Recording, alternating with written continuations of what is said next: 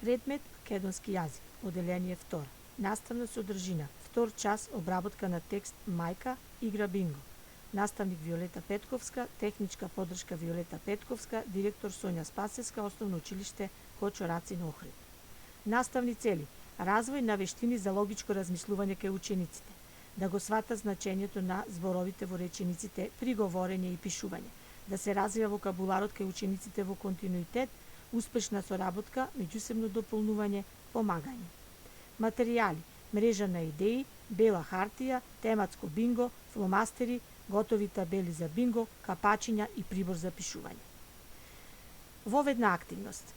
Најпрви ќе ви го прочитам повторно текстот да се подсетиме, а потоа ќе разговараме низ прашање. Мајка. Гавраницата му пееше на гавранчето. Мило мое, најубаво мое. Гавранчето ја слушаше. Од тие песни добиваше сила, растеше и само чекаше кога ќе пролета. И полета. На едно дрво виде гугутка како ги учи гугучињата да летаат, па и гавранчето сакаше да си поигра со нив. Иш, грдо пиле, иш, црно пиле, го избрка гугутката. Гавранчето со плачење се врати кај гавраницата.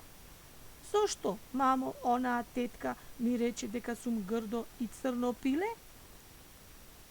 Затоа што не ти е мајка, сине, го погали со крилото гавраницата.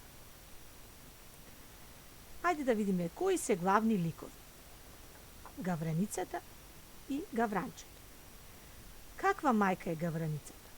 Гавраницата е мила, нежна, грижлива мајка. Дали може дете да биде грдо за мајката? Не може, затоа што секое дете е убаво за мајката. Главна активност: дадените зборови ставете ги во табела бинго. Силна, најдобра, вредна, присебна, одговорна, совесна, грижлива, упорна, пожртвувана. Ќе ги ставите во ваква табела. Понатаму, зборовите напишете ги на мали бели ливчиња и ставете ги во празна кутија. На табелата бинго ќе ги ставате излечените зборови од кутијата, при тоа ги покривате со капачи. Кога ќе пополните еден ред, велите бинго. Завршна активност за учениците: со давање соодветни упатства за работа, во тетратките да состават и напишат каква мајка е гавраницата, а каква мајка е гугутката.